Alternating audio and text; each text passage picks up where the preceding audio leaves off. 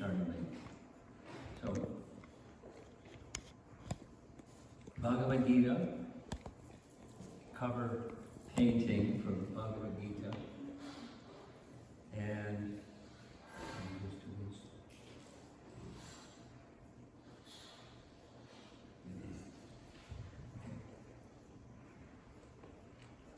Gita values. This slide you saw, spiritual culture and its values, because Bhagavad Gita is a spiritual text. I've been using the term wisdom literature. Maybe we'll start calling it spiritual text. What is the spiritual literature? Spiritual culture and its values. You saw this before. The tip of the iceberg was below the iceberg, that's the values, and below that is the assumptions, the unchanging, unchallenged, implicit, deeply held realities. The bottom of the iceberg. And then the values may change, behaviors may change in a person or group or company or any entity you can think of. That's the culture of that person or group. And then the iceberg of culture. So we're going to focus on values. And you saw this slide also. There's a distinction, although they're not separate, there's a distinction between information and wisdom. Did I share this? The information example? Yes. The first day? Yes. Okay. Education is more than passing information. It involved passing information.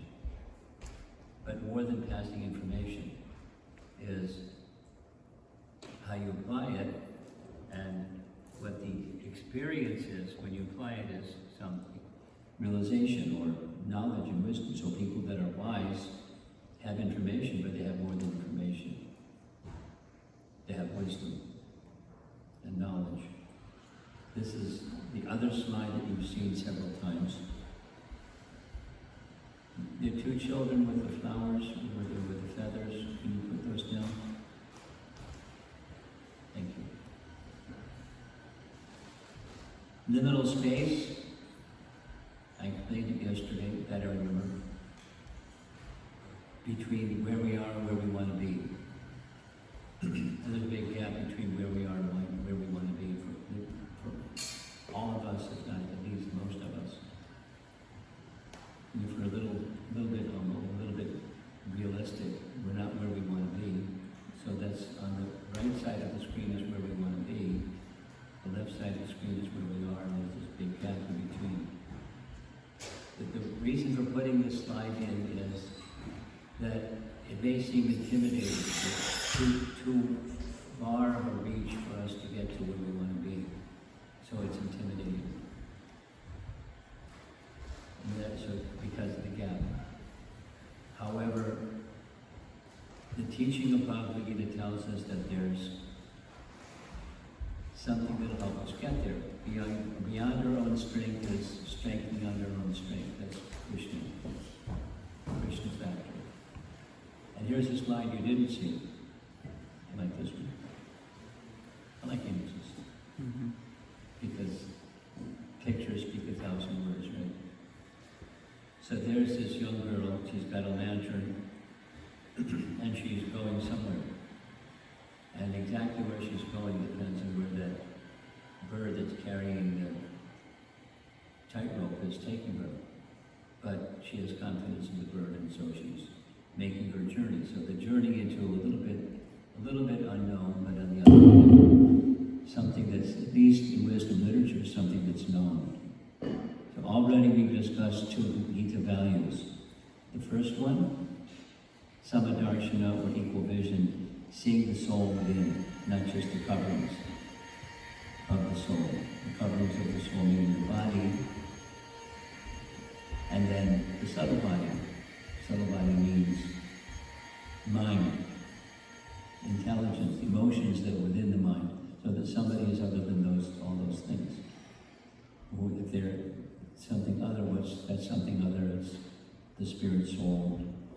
It's a Gita value to be able to see with equal vision. Amongst all the differences, there's something that's the same, or qualitatively the same within all of us, and that's the presence of the soul. And from that, there was the building block that goes next to it. That is nonviolence, specifically nonviolence to the soul. I was thinking a little bit further. There was a question raised in the nonviolence section yesterday about Arjuna and the battle of Kurukshetra. It's violence. It's definitely violence. I mean, war is violence. And how is it nonviolence? Because that's a characteristic of a realized person, and Arjuna is a realized person. So how is he doing violence, but it's nonviolent? That's a good question. It sounds like a contradiction, right? So, one of the things to understand about the violence that Arjuna was using, he was preferring the non-violent posture. No, I don't want to fight. That was chapter 1. Threw down his weapons. And by chapter 18, he picked up his weapons. And so, was it violent or non-violent to pick up his weapons? That's the question. And then the answer is, there's three things. All those souls whose bodies were killed, the souls achieved liberation. I'll say it again. All the souls that were on the battlefield of Kurukshetra, in the presence of Krishna, they achieved liberation. Is that violence or non-violence? They achieved liberation. They didn't have to do anything except just get killed in the battle. They got liberation. So it's a kindness to the soul. Although there's violence to the body, on the soul platform, there's kindness and non-violence to the soul. Finishing their struggle with being an embodied soul. Finished forever. That's non-violence. So if we don't have to be in battle to do that. We can act in such a way, the non-violent way is giving sound vibration that helps souls get elevated to that place of beyond birth and death. That's non-violence. Another is because Krishna wanted it. So that sounds cute. If Krishna wants violence, it's okay. If Krishna doesn't want it, it's not okay. But it's not just a cute aphorism. It's Krishna, not specifically Krishna wanted violence. Krishna wanted the appearance of, it's in chapter 4 of Bhagavad Gita. The appearance of Krishna has three main purposes. One of them is to check the influence of demoniac persons.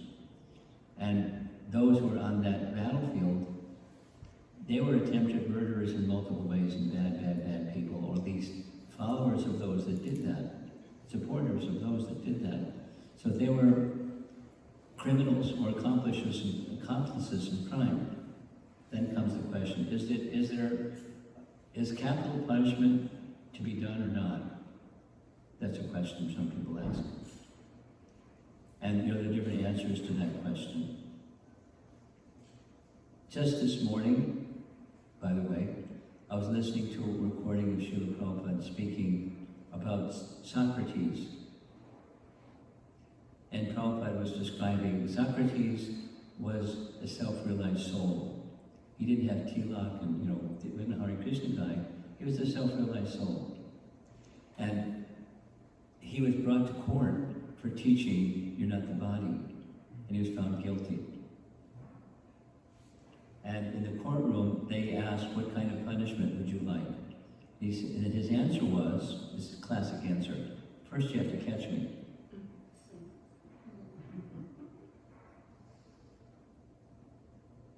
And they said, okay, smarty pants, here's some poison, hemlock poison, drink it. He drank it.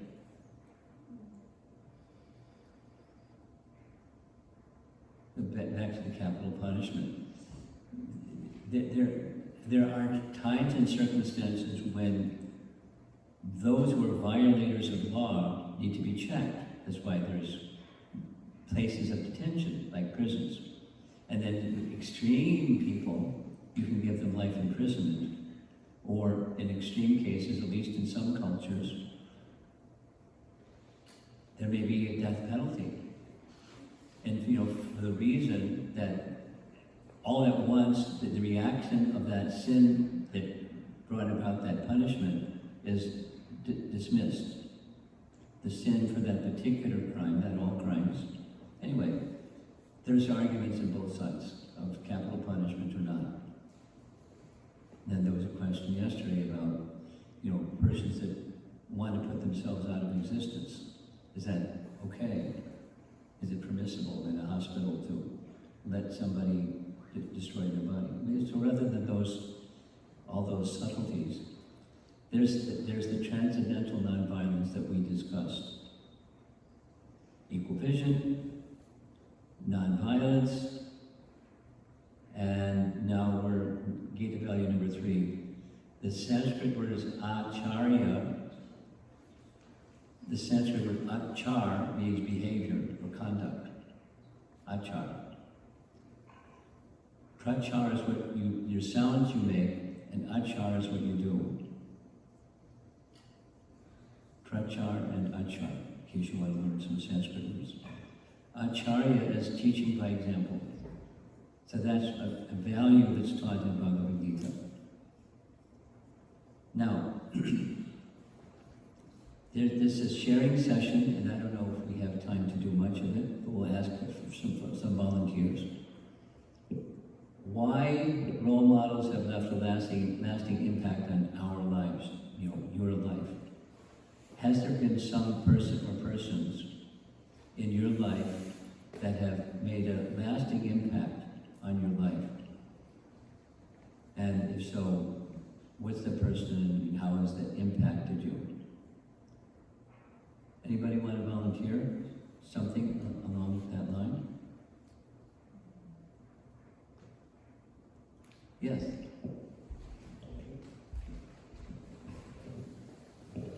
Hare Krishna Guruji. In my life, it's mostly my parents.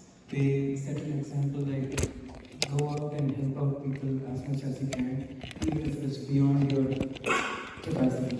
So that's something has really resonated entire my life so far. So whenever we get an opportunity, we go and serve people.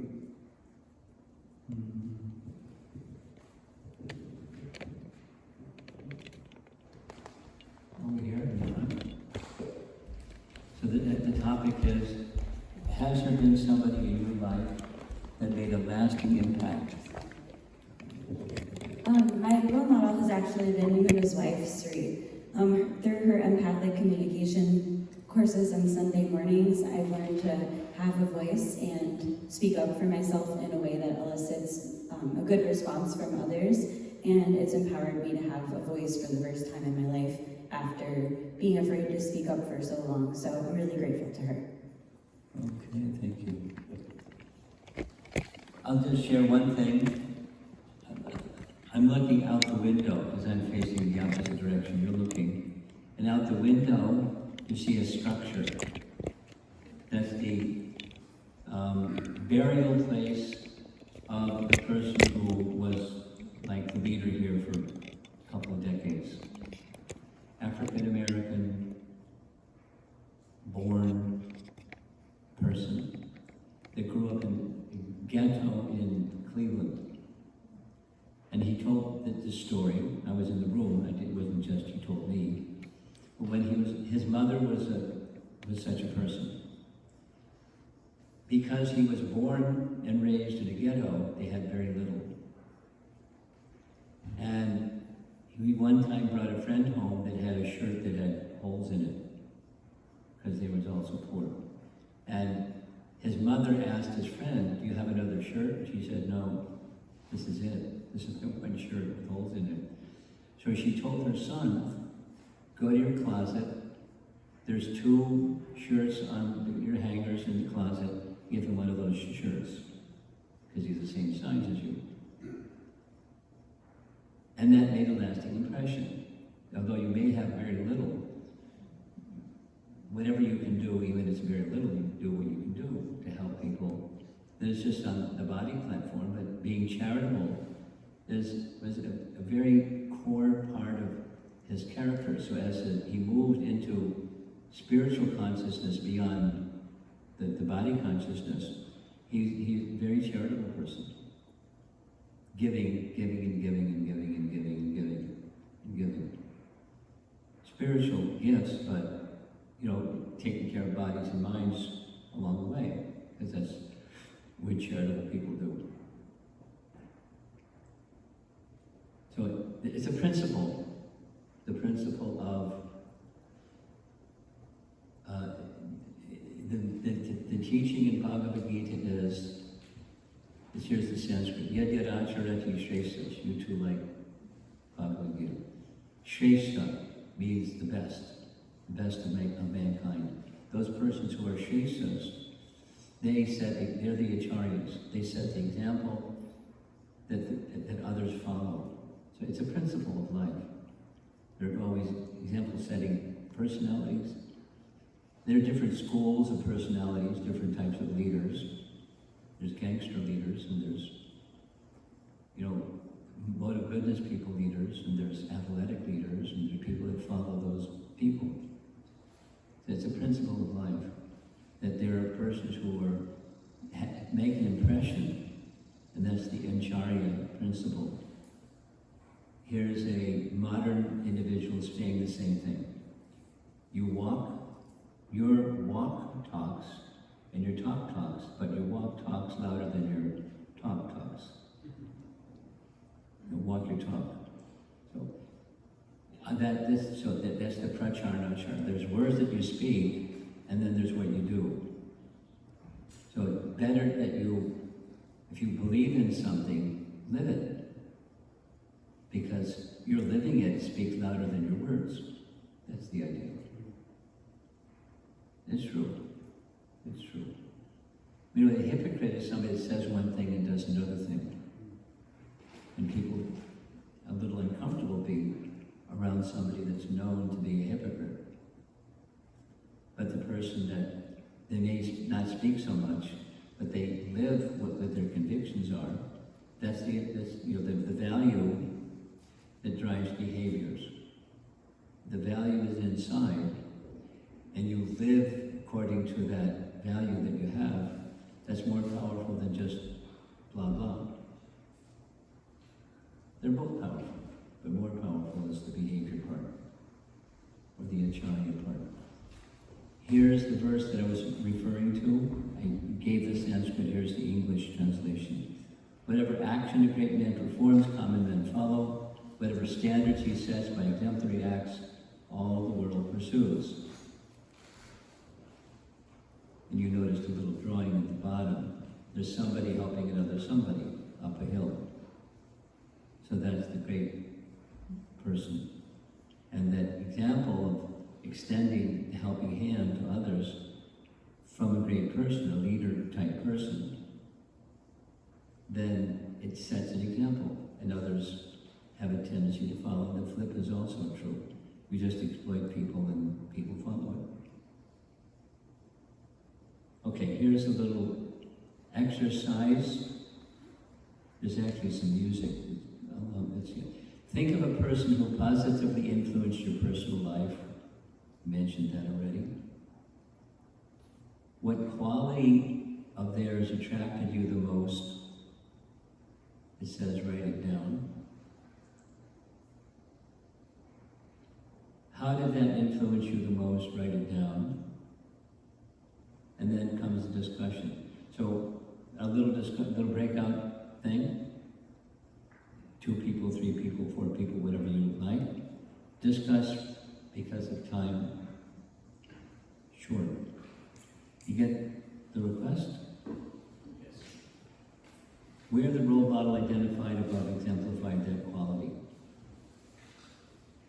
And that quality has now become at least a value that you hold and you emulate, not copy, but follow that example. Clear? Take a few minutes.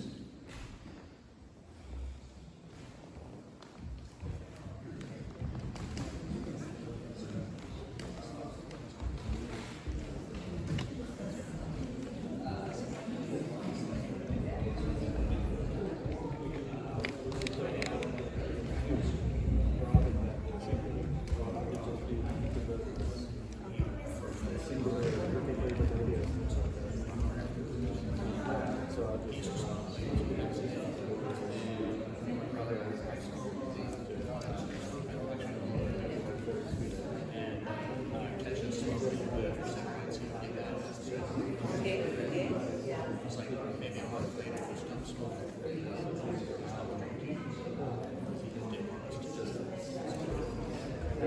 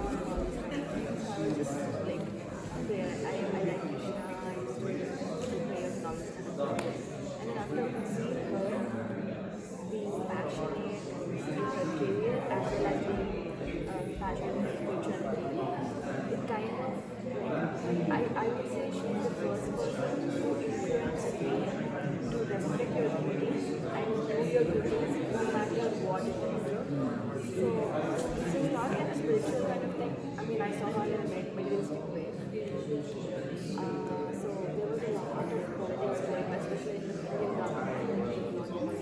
Despite that, she made sure she gave her best. She's a doctor. She was very passionate, no matter what happened, what they say, she gave her best.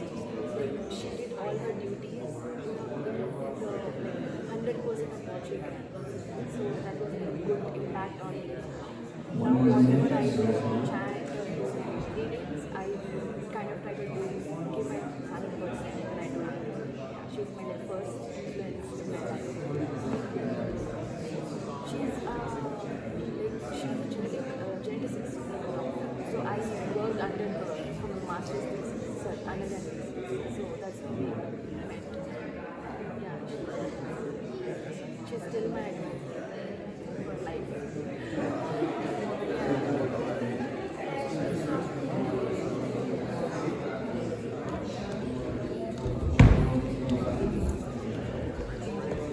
Because it's the new start, I want to move on.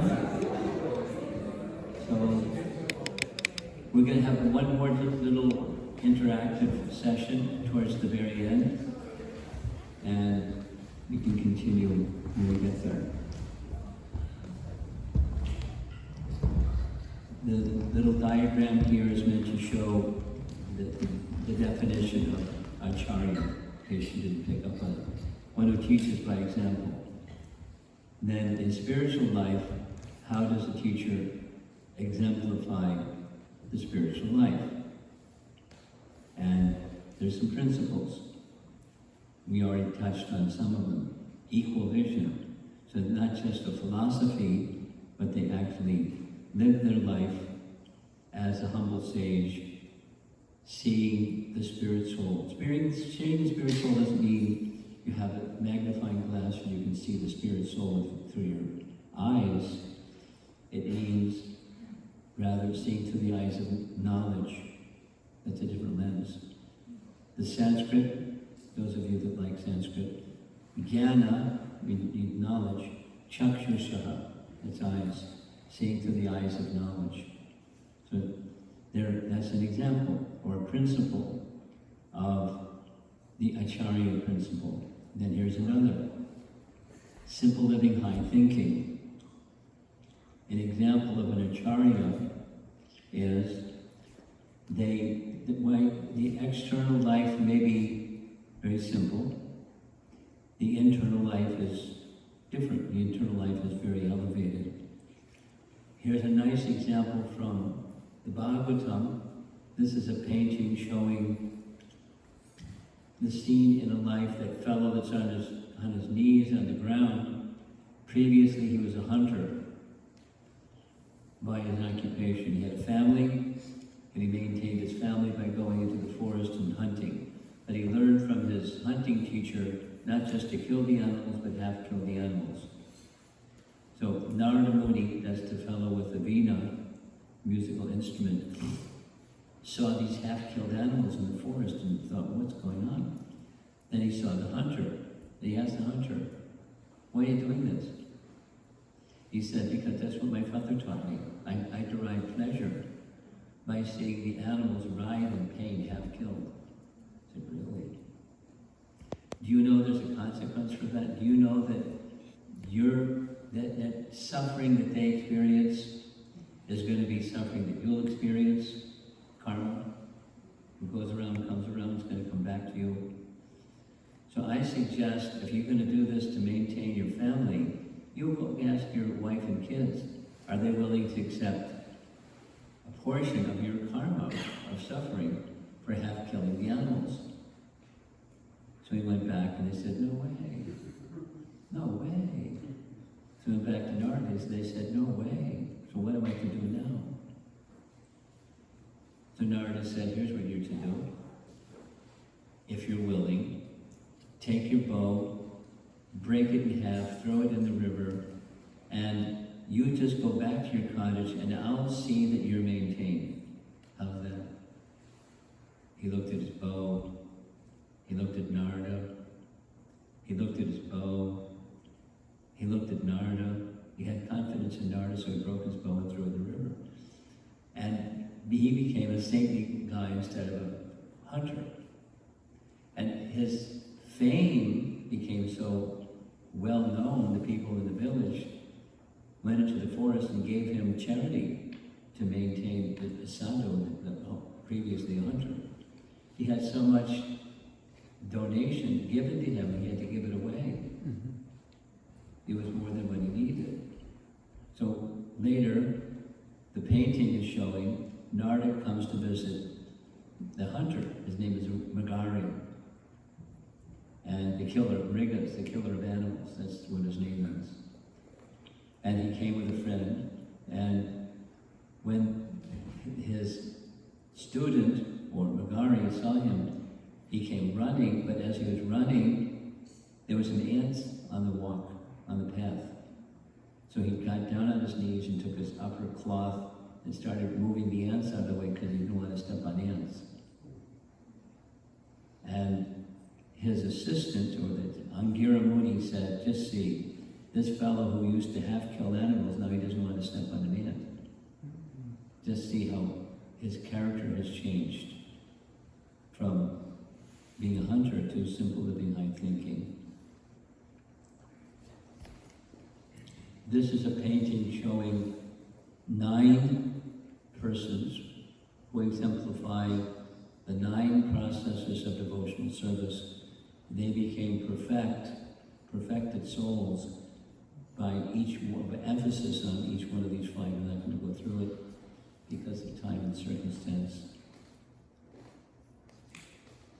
So,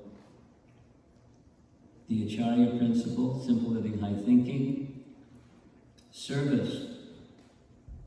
The service specifically is the awakening of the spiritual nature of others. That's an Acharya. They not only talk it, they dedicate their lives to awakening the spiritual consciousness or spiritual nature of others. The photograph is taken in New York, where our founder Acharya had a very interesting schedule. Each day, he's in his 70s, pushing 80, and he slept 4 hours a day. And his sleeping was from about 9 o'clock till 11 o'clock at night, or 9:30 till 11:30 at night, and then the light would go on after 2 hours. In the afternoon, he took another 2-hour nap. And in the wee hours of the night, when not even a creature was stirring, not even a mouse, he would sit and do his translation. And then that way, for several hours every night, he would provide transcendental knowledge to people that didn't have it. And then there was a system of how that was done. He would dictate into a little recording device. The cassettes were sent to people who would transcribe those lectures or the classes, the purports.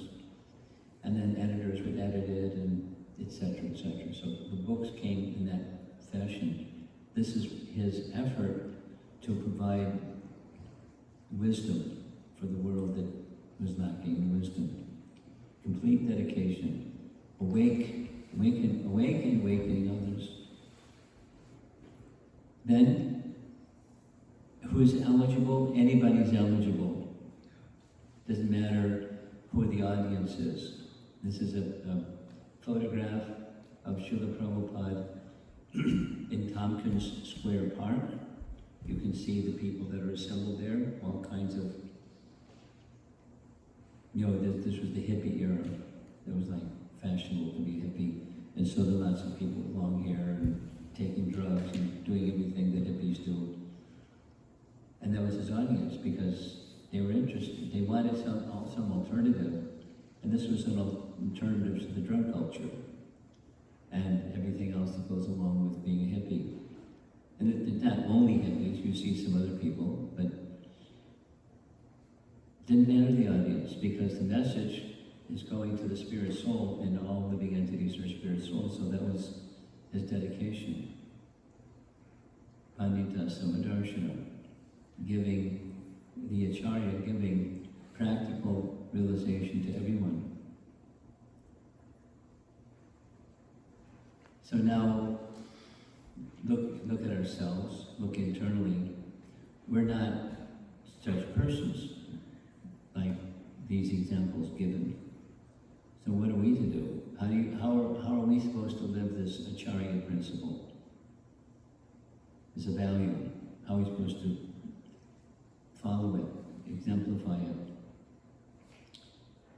There's many such examples in the text, and particularly Srimad Bhagavatam. Persons achieved the topmost position, even they didn't start there. Here's one example. This is a very nice example. The example is a little boy who has his mother and a stepmother. Stepmother means his father had two wives. And his mother was Suniti. And the other, I call her Sunasti. Su means very. It was Suruchi, but it wasn't Ruchi, it was nasty. So one day, the son of Sunasti was sitting on the father's lap. And the little boy wanted to sit on his father's lap, so he went to sit on his father's lap. And Sunasti said, "Get down." And looked at her and, "What do you mean? This is my father, and I'm going to sit on my father's lap." And she said, "You can't sit on your lap of your father until the following conditions. You die, you're born again from my womb, and then you can sit on your father's lap. So there, get down." That's nasty. And the little boy looked at his father, and the father said nothing. And the father said nothing because he had a particular fancy for the second wife, Sunasti. She was very beautiful and young and charming and nasty. He had a liking for her, so he said nothing. So the little boy, named Dhruva, went crying from the assembly hall of the palace, went to find his mother, crying and crying and crying, little 5-year-old boy crying and crying. "Oh, what's wrong?" He told her what happened. Anyway, there's a whole long story. Let's make the long story short. His mother said, you want to get back at your stepmother? And to get back, you want not just your father's king, because he's the eldest son, not just your father's kingdom, but a kingdom better than your father, kingdom better than your father's father. You want the moon in the sky. You can get that from Vishnu. He said, very good. How do I find Vishnu? And she said, well, I'm just a lady in the palace here, I don't know, but I've heard that sages go to the forest and somehow they find Vishnu. He said, very well, I'm going to the forest right now. Very determined young boy. He went to the forest, didn't find Vishnu. Found lots of animals and mosquitoes and other things, but he didn't find Vishnu. And Narada Muni, we've mentioned his name already, Narada Muni heard this, the son of the king is off in the forest looking for Vishnu, so he went to find him, met him, tried to discourage him from get-back mentality, because that's not how you find Vishnu. It's driven by a get-back mentality. But the boy said, your advice is good, but I can't follow it. Please tell me how to get Vishnu. So the boy was really determined, so he gave him a process, a meditation process and a mantra process, specifically a mantra process. And in 6 months, Vishnu came, much to his surprise, very surprised. And Vishnu said, what do you want? He said, now that I've undergone this process of mantra chanting and everything else, I really don't want anything else to see you as sufficient. So Vishnu said, no, I know what you want. So you'll rule your father's kingdom, go back to the palace, just a little boy, but the day will come you'll rule your kingdom for so many years, and then you'll come to the spiritual world. You'll be with me. So he went from kind of anger and obscurity to perfection. There's several examples because of time. I'm not going to go into all the examples. The painting here is showing a king, and notice there's a fellow with a veena again, that's Narada Muni. And the father is in the blue robe. His father's Chichiketu, long story short. He had one son after so many wives because the fellow right behind Narada with the little beard there, his name was Angira Muni.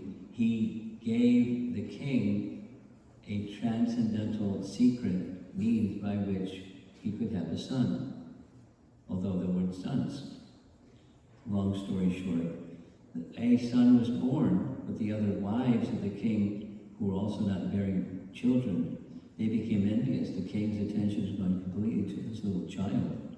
So they decided to poison the child. Not nice. And they poisoned the child and he died. The king heard that the son had died and he came running, crying, because he was really attached to this son that had been born. And Narada came right at the right time and said, King, what happened? My son died. Then Narada asked the son, your father is filled with lamentation and sadness. Can you come back and be his son again? The boy sat up, as you see. He didn't look at his father. He looked at Narada and said, who's my father? I've had so many fathers. Which one? In fact, I was with my eternal father and you brought me back here. Can I go back? You're my eternal father? He laid back down. So that's King Chichiketu, as you see the name. And he was lamenting for the loss, and then something happened to King Chichiketu. He achieved spiritual perfection by the mercy of Narada. There's more details. The details are fantastic. But maybe you'll be interested someday to read Srimad Bhagavatam and learn some of the details. Here's another example. Again, I'm not going to go through the whole story, but this fellow that's with his back against a tree was a young, saintly person's son, a Brahmana, and he was given the task on a regular basis to go to the forest to gather articles that were used for rituals of sacrifice, firewood and other things. So one day, when going into the forest to gather those articles, he saw a prostitute and a gross fellow going at it with one another, and he became attracted. And he became so attracted that he left his pristine, elevated Brahmana activities and became a cohabitant with the prostitute. That became his new life. And then something happened. He had children from the prostitute, and at a certain point in time, he was on his deathbed. And at his deathbed, he saw the agents of the Lord of Death coming to take him away from his body to the next destination, to a hellish destination, because he had done so many sinful things. He was robbing and stealing and plundering in order to maintain his prostitute girlfriend and the children, because he had no other means to support the burgeoning family. When the agents of death came, they're called Yamadutas, he screamed But when he screamed, he called the name of his son because he was attached to his youngest son. Well, because of his previous life that you see on the screen as a young saintly person, he named his son, his youngest son, one of the names of Krishna. He named him Narayana. So he called out loudly 3 times, Narayana, and the agents of death left. His life was spared. So he realized it's because I took shelter of only in desperation, not that I was meeting Lord Narayana, I meant my son. So there's power in the name. That's what the teaching is. That's the fellow with his back against the tree, that's a Jamila. And he moved from that position of attachment back again to the position of proper shelter. So this is where a value can change behaviors, even when it gets lost along the way somewhere. All we have to do is strive to follow. I'm looking at the clock. An acharya inspires integrity. Teaching by example is the essence of education. Each of these points can be elaborated on. Leading by example is the essence of governance. So be a good teacher, be a good leader. Show by example. Dignity, respect, and trust. When you act with integrity, those good qualities, dignity, respect, and trust, go to that person who lives their life that way, to the acharya. So here we go. Bhagavad Gita.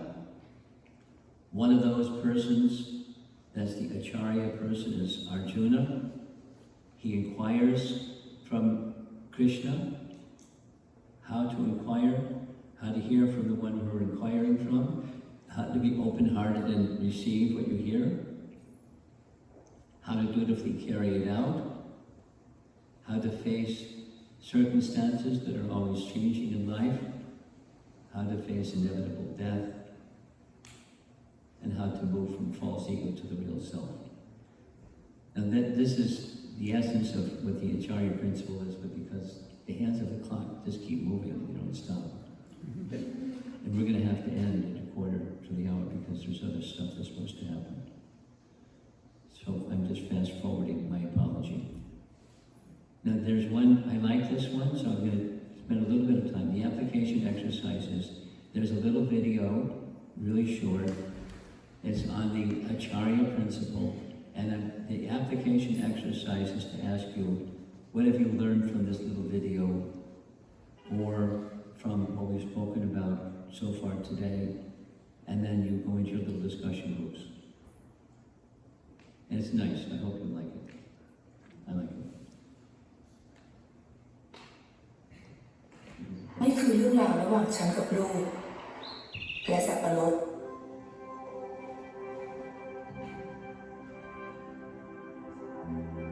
ฉันไม่ได้เรียนหนังสือไม่รู้ว่าต้องพูดต้องสอนแบบไหน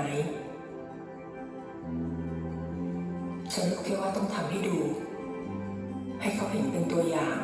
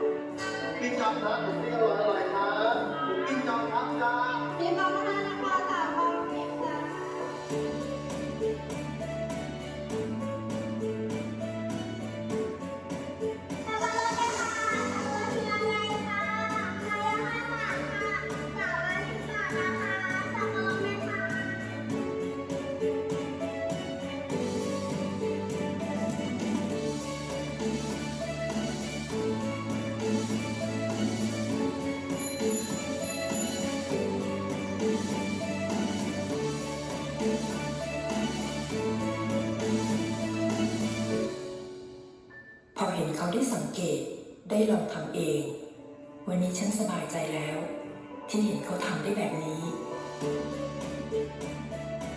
และมั่นใจว่าวันข้างหน้าถ้าไม่มีฉันเขาจะอยู่ได้ด้วยตัวเขาเอง อัชราภูลสวัสดิ์ได้รับทุนจากโครงการสารรักจนจบปริญญาตรีปี 2556 แรงบันดาลใจจากครอบครัวสร้างการเรียนรู้ที่ไม่รู้จบสารรักจาก AIS The example is she learned from her mother and learned from others. She became a graduate from a very poor situation just by following that principle that her mother wanted. So I'm going to ask you, this is discussion, this is the principle. Gita values plus mantra meditation, spiritual awakening. Thank you.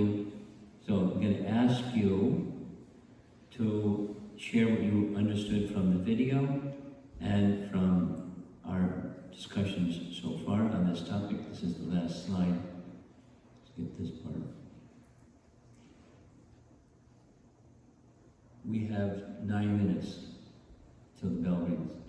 So let's take 4 of those 9 minutes and see if you want to discuss how to apply the spiritual principle, the Acharya principle in your lives, and from the video what you learned, from these lessons what you learned, to take home. Application part. Ready?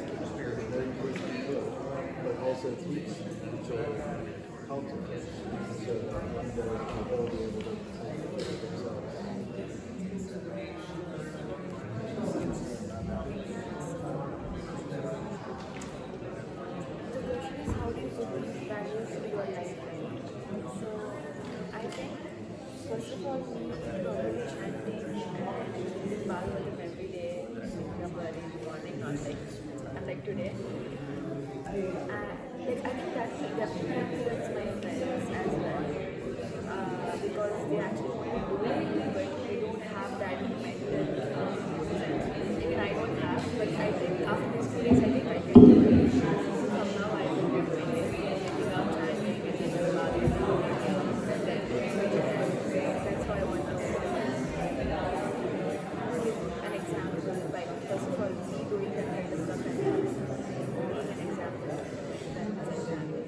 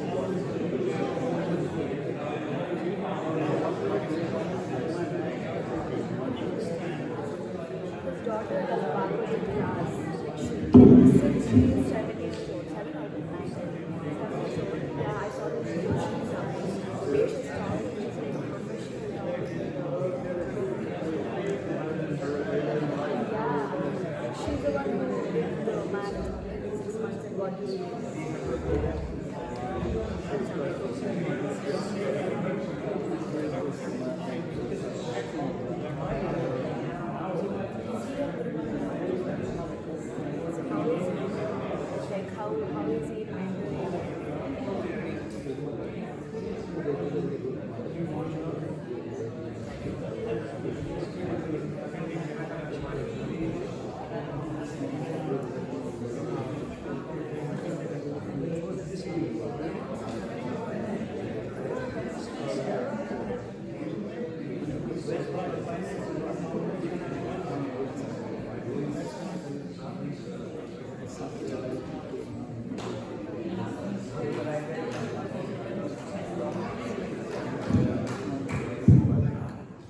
Our time is up.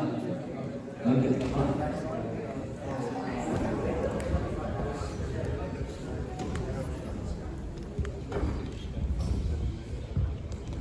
Okay. I got a green light for 5 to 7 minutes.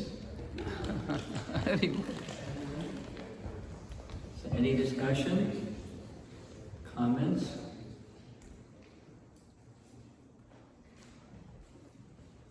Specific to, hopefully specific to this Acharya principle?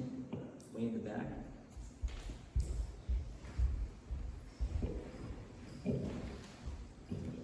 Hare Krishna. So one thing that we learned from the class, the communication class that we recently attended, is we normally have a tendency to jump into advising mode whenever somebody talks to us. Tendency to do what? Jump into advising mode. Somebody comes to you with something. I know that one is. And so how can we, not being that, probably beginners or even below that in this state, are a part of consciousness, enlightenment, follow the channel principle? In my opinion, the first thing is to take a pause and stop yourself from getting into that mode, not being a hypocrite, as you say, right? If somebody comes and there's a Okay, I got a section. Just because of time, I'm going to be short. The picture, there's many things one can do. Leave behind the doership mentality.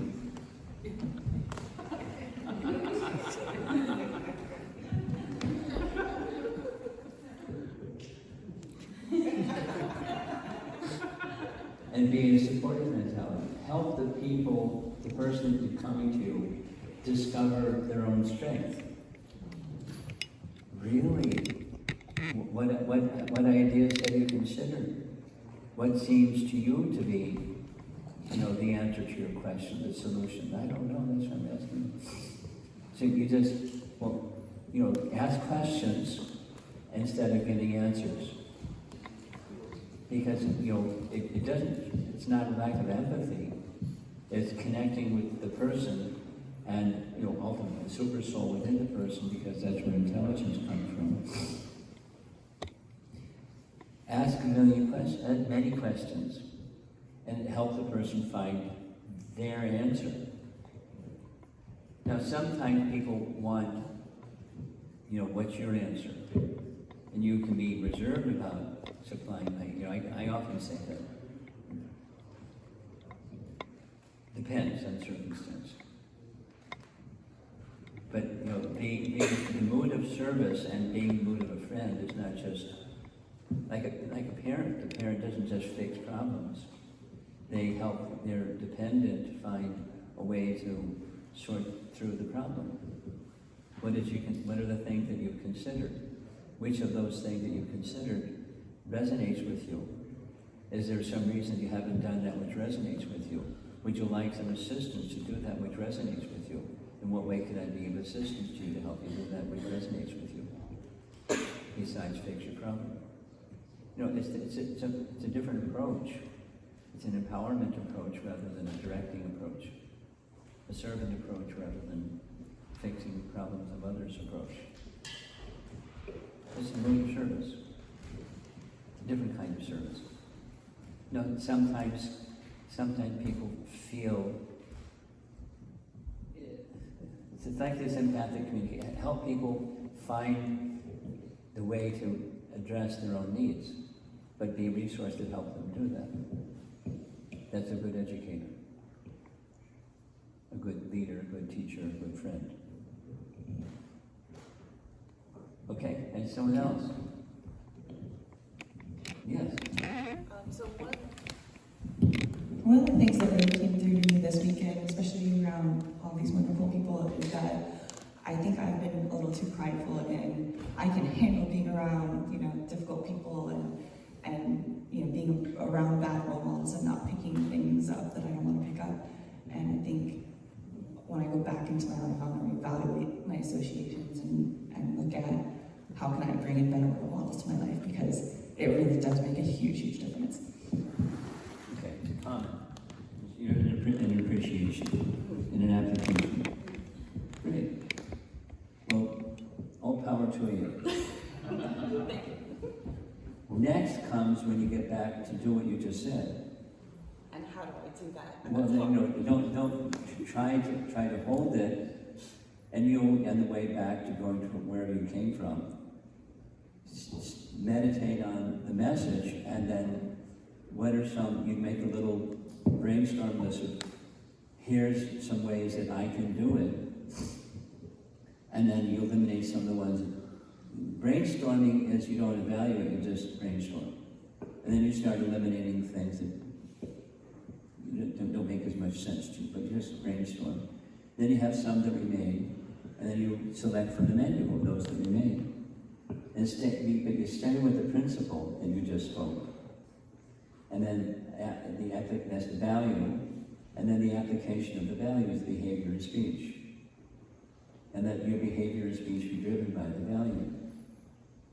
And then improve your relationships, and don't forget Krishna. I'm going up here because that's Krishna.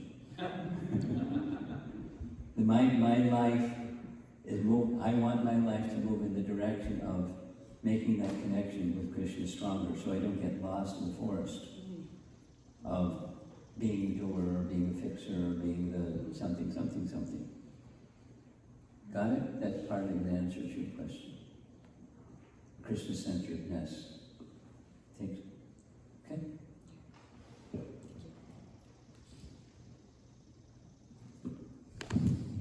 She didn't raise her hand, but I could see in her eye.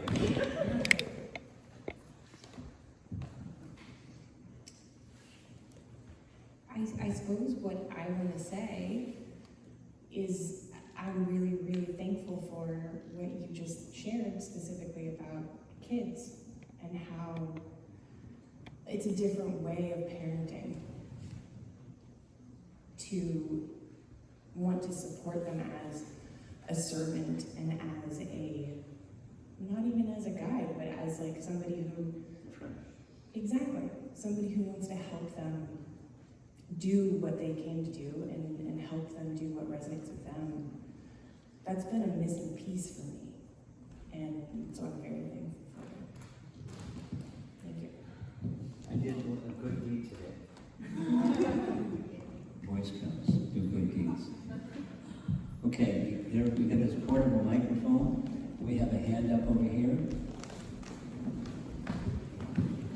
Don't go far away. Stay close by. Go ahead. Krishna. Do we need Guru to get the final stage of yoga, that is Samadhi? And if yes, what are the basic characteristics of an actual Guru, the real Guru that we need in our life? The answer is yes.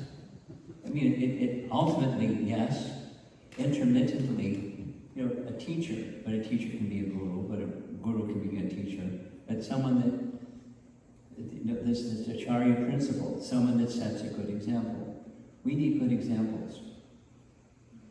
And we need to be discriminating what's the difference between a good example and not a good example. And those that I not imitate, but see the characteristics of that good example and try to receive that characteristic by association. The Sanskrit word, the word sangha. Sangha means association. So you develop qualities like those with whom you associate. It's in Bhagavad Gita. Krishna says to Arjuna, Sanjayate Kama, that you develop desires or the tendency to be like those with whom you associate. So find some good teachers, by example, that you feel are wholesome. They don't have to be like perfect beings, just wholesome beings. And keep their association and learn from that association. And then gradually, two gradually, don't be in a big rush. Gradually, you get a sense of where this train is going. This spiritual progress has a destination. And there's some refinements of what that destination is, because you'll hear different ideas of what the destination is. And that which comes from wisdom literature, then you need guidance how to apply that wisdom literature in your life. That's what Guru is. So, according to the Vedic texts, it's imperative. Abhigachchet is the Sanskrit word. It's not optional. That was your question. And then the second part of your question is, but I want steps to get to that. But now, what's the criteria that I use to determine who is a candidate? I invite you to read Bhagavad Gita, because I just heard the discussion this morning. Chapter 16, the first several texts give the characteristics of such a person. And then the person that consistently exemplifies those characteristics, that's a good person. Second, the knowledge that they give is not their own stuff, it's through disciplic succession. They receive what they have through disciplic succession, and they're representatives of that disciplic succession, and they model it by their quality, achar, their behavior, and their consistent characteristics. So there's a lot of them, there's a long list, and you become familiar with that list, and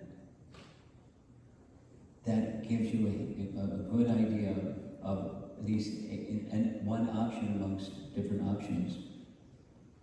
That's a candidate to become somebody I can accept as guiding my life. The acharya or the guru. Guru and acharya can be interchangeable, because a guru is an acharya and acharya is a guru. Now I'm looking at the clock, and the 7 minutes have gone to 10 minutes. So I want to be respectful of whatever's next. So if it's okay, I'm going to go. I have an appointment to meet with somebody